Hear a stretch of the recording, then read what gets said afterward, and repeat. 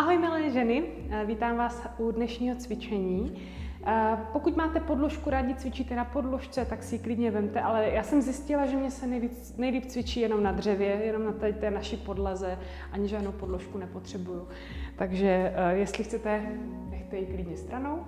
Pojďte se postavit s chodidlama u sebe. Dnešní lekce bude takový trošičku opáčko. Už něco z toho jste zažili na předchozích lekcích na začátku letošního roku, takže si to trošku oprášíme. Nechme neutrální polohu v pánvi, ruce volně podél těla, napřímená záda, bradu trošku zasunutou v zásuvce. Jestli chcete, můžete na chvilinku zavřít svoje oči a jenom se sladit se svým dýcháním.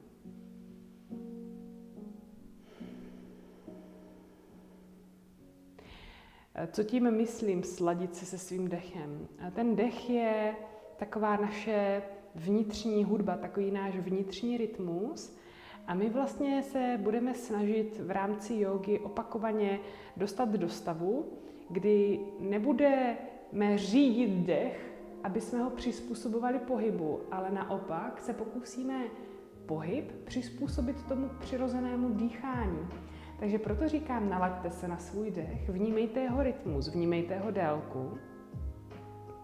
A zkusíme v rámci toho jenom začít pohybovat trupem a pažema tak, aby to bylo v rytmu vašeho vlastního dechu. Takže já vám nebudu říkat, jak máte dýchat, ale každá to teďka vnímáte sama za sebe. A pojďme s nádechovou fází, až vám to tam přijde, zvednout paže nad hlavu. A s výdechovou fází odrolovat trup až do hlubokého předklonu. S nádechovou fází znovu rolovat nahoru, s rukama nad hlavou. A s výdechovou fází rolovat až dolů. Kdyby se vám u toho motala hlava, klidně můžete cvičit s otevřenýma očima. Ale ten pohyb je přesně tak dlouhý, jako je dlouhý nádech anebo výdech. Nezrychluju dýchání kvůli tomu, abych udělala ten pohyb rychleji, nebo nesnažím se to dýchání ani zpomalit, abych měla víc času na pohyb.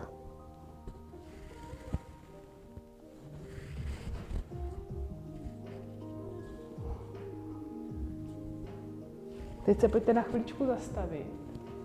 Nechte ruce volně podél těla. A jenom si všimněte, jakým způsobem se změnilo tempo vašeho dýchání, když dýcháte přirozeně. Zadýchali jste se? Pokud ano a hodně se vám zrychlilo tempo dechu, pojďte zkusit trošičku sklidnit a zpomalit. Malinka to teď vzít to řízení pod kontrolu a ten dech zkusit vědomě trošku víc prohloubit. A pojďme ten pohyb udělat ještě jednou a zkuste ho dělat tak pomalu, abyste se nezadýchali. Takže ještě trošku zpomalte, nespěchejte. Každá ve vlastním tempu. S nádechem jdou ruce nahoru a s výdechem rolujeme dolů.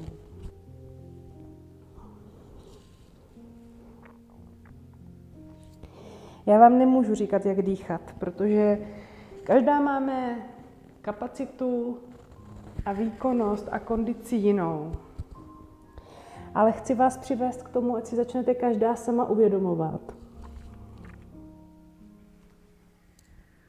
že když se naučíte vyladit tempo pohybu s tempem dechu,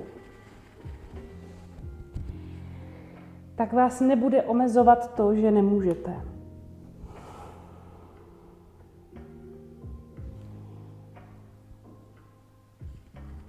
Důvod přestat se hýbat pak nebude o kondici,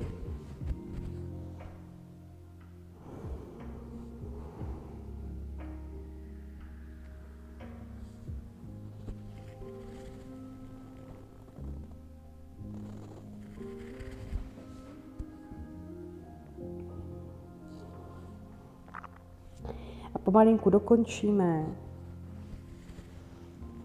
A naposledy se zastavme na té středové pozici. Zadýchali jste se? Nebo to teďka šlo trošku líp?